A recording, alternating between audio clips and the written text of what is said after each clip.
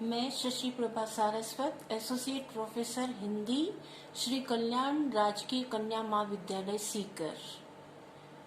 आज का विषय है हमारा ललित निबंध कुटज। कुटज के कुछ अवतरणों की सरप्रसंग व्याख्या हम करने जा रहे हैं। प्रमुख अवतरणों पर हम चर्चा करेंगे इस वीडियो में। तो प्रथम अवतरण हमारा इस भांति है। भारतीय पंडितों का सैकड़ों बार कचरा निचोड़ा प्रश्न सामने आ गया, रूप मुख्य है या नाम? नाम बड़ा है या रूप? पद पहले है या पदार्थ? सामने है, पद नहीं सूझ रहा है। मन व्याकुल हो गया, स्मृतियों के पंख फैलाकर सुदूर अतीत के कोनों में झांकता रहा। सोचता हूँ इसमें व्याकुल होने की क्या बात है, नाम में क्या रखा है। ये प्रसंग लिया गया है ललित निबंध कुटज से। कुटज निबंध के लेखक हैं डॉक्टर हजारी प्रसाद द्विवेदी जी। द्विवेदी जी अपने ललित निबंध कुटज की इन पंक्तियों के माध्यम से नाम और रूप की लघुता तथा श्रेष्ठता पर विचार करते हैं। नाम बड़ा है या गुण, इस बारे में वे समझा रहे हैं। हजारी प्रसाद जी को इस पर्वतीय झाड़ कुटज का नाम नहीं सूझ रहा था। पर्वत पर जो झाड़ लगा है कुटज, उस वृक्ष का उन्हें नाम नहीं सूझ रहा था, उस पर वे चर्चा कर रहे हैं। भारतवर्ष के विद्वान इस प्रश्न पर सैकड़ों बार विचार चिंतन कर चुके हैं और निष्कर्ष भी निकाल चुके हैं। प्रश्न इस समय मेरे सामने आ गया है। प्रश्न यह है कि प्रमुखता रूप की है अथवा उसके नाम की, जिसका वह रूप है। विवेचन का विषय यह रहा कि नाम और रूप में बड़ा कौन है। पद अर्थात नाम पहले आया या बना, अथवा वह पदार्थ जिसके रूप के अनुसार उसे नाम दिया गया है। पदार्थ अर्थात रूप वाला वृक्ष सामने उपस्थित है, पर उसे बताने वाला पद अर्थात नाम सूझ नहीं रहा है। मान लीजिए कोई व्यक्ति अत्यंत कुरूप है और उसका नाम रख दिया जाए तो बिल्कुल बेडोल है, काला कलूटा है। उस व्यक्ति को हम नाम दें रूपचंद,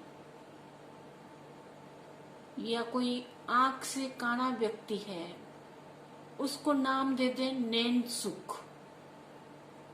तो यहाँ पर थोड़ा विचार करने वाली बात आएगी। जो भी सुनेगा वो कहेगा कि इसका नाम ऐसा क्यों रखा गया? बेचारा आंख से अंधा है, काना है, बेडोल है, कुरूप है, नाम इसका रख दिया रूपचंद या नैनसुख। तो हजारी प्रसाद जी कह रहे हैं पद अर्थात नाम पहले आया है, बना, पदार्थ जिसके रूप के अनुसार उसे नाम दिया जाता है। हजारी प्रसाद जी कहते हैं कि मेरा मन दुखी हो गया। जिस तरह पक्षी अपने पंख फैलाकर उड़ता है, उसी तरह मैंने अपने स्मरण विस्तार को दूर दूर तक के भूतकाल में झांका कि इस पेड़ का कोई भी नाम रहा भी है या नहीं, इस पेड़ का किसी ने नाम रखा भी है या नहीं। दूसरी ओर मैं ये भी सोचता रहा कि इसमें परेशान और चिंता करने की बात क्या है। नाम का कोई महत्व नहीं है। पदार्थ अथवा रूप तो मेरे सामने है ही, इसलिए इसे कुछ भी मैं नाम दे सकता हूँ। इस पर्वत पर जो ये वृक्ष खड़ा है, इसको मैं कोई भी नाम दे करके संबोधित कर सकता हूँ। विशेष संदर्भ के अंतर्गत आपको निम्न बिंदुओं को उल्लेखित करना होगा। पहली विशेषता में आप लिखेंगे टिप्पणी में भारतीय दर्शन जगत को नाम और रूप वाला ही मानता है। नाम रूपात्मकम जगत। संसार में सबका नाम अलग अलग है और रूप भी अलग अलग है। इसी कारण व्यवहार चल रहा है।